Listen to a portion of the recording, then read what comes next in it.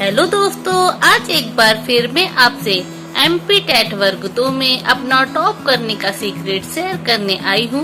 मैं आपको बताना चाहती हूँ कि कैसे मैंने बिना कोचिंग गए अपने आप से सेल्फ स्टडी करके अपनी फर्स्ट रैंक हासिल की है, जिसमें मेरे 80% मार्क्स आए हैं।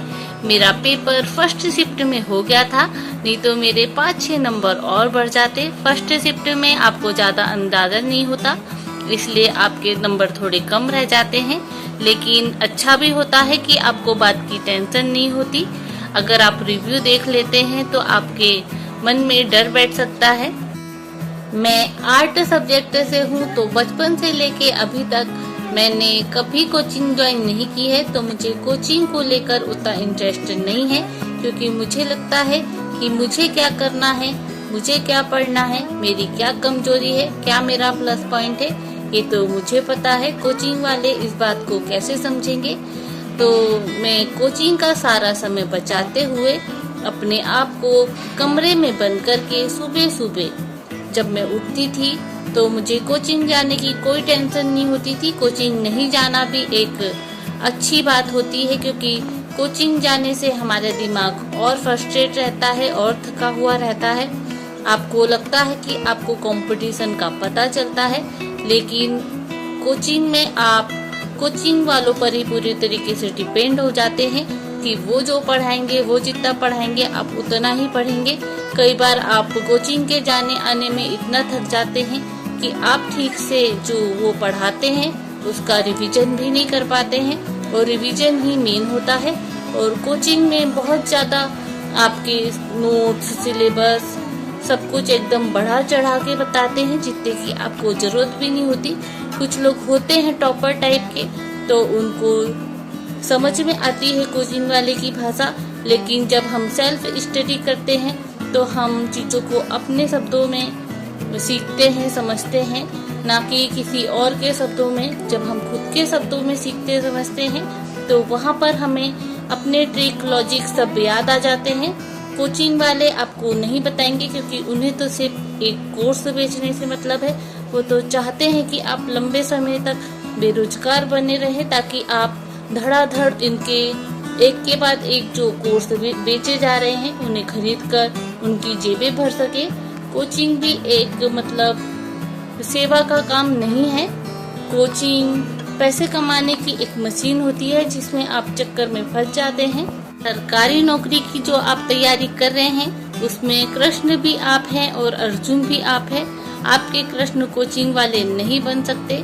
आपको अपने आप की मदद खुद करनी पड़ेगी, वो आपकी कोई मदद नहीं कर सकते। आप जानते हैं एमपी में कोचिंग वालों का हाल, पढ़ाई से ज्यादा तो उनका राजनीति में इंटरेस्ट रहता है।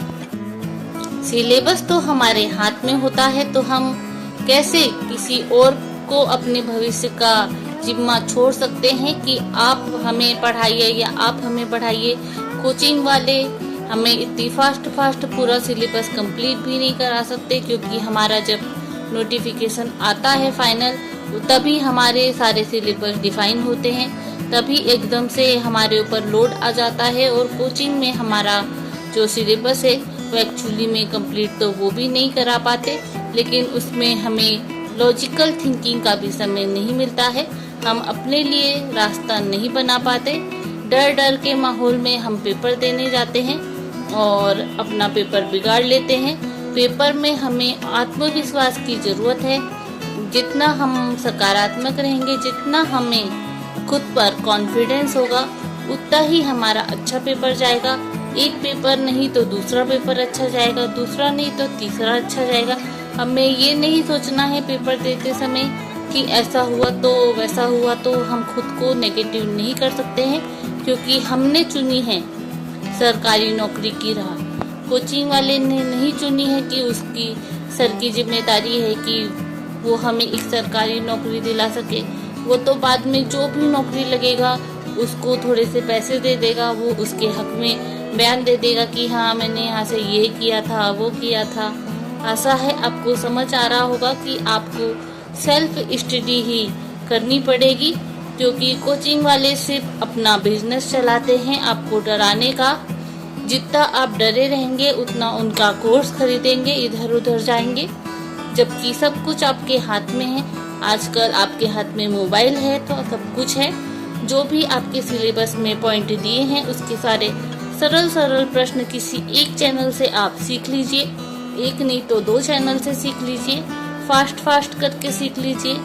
तो आपको वहाँ पे से क्वेश्चन पहचानने हैं। तो यदि आप एक बार कुछ पढ़ा होगा, आपने कभी जीवन में पढ़ा होगा, तो वो आपको खुद ही याद आ जाएगा। इसके लिए आपको कोई महंगी कोचिंग करने की कोई जरूरत नहीं है। जब मैंने लाइव आके आप लोगों को अपना पेपर दिखाया था तो उसमें आप देख सकते होंगे कि 80 नंबर लाने के बाद भी मैं आपको बता रही थी कि मेरे वहाँ पे सरल से क्वेश्चन कैसे गलत हो गए हैं, क्योंकि बहुत बड़े बड़े ऑप्शन थे और मैंने अच्छे से नहीं पढ़ा था।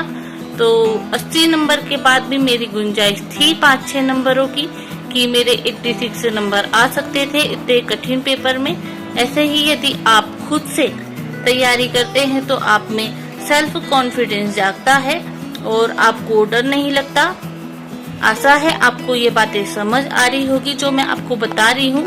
ऐसे ही मेरे अनुभव का लाभ लेते रहने के लिए मेरे वीडियो को लाइक, चैनल को सब्सक्राइब जरूर करें। धन्यवाद।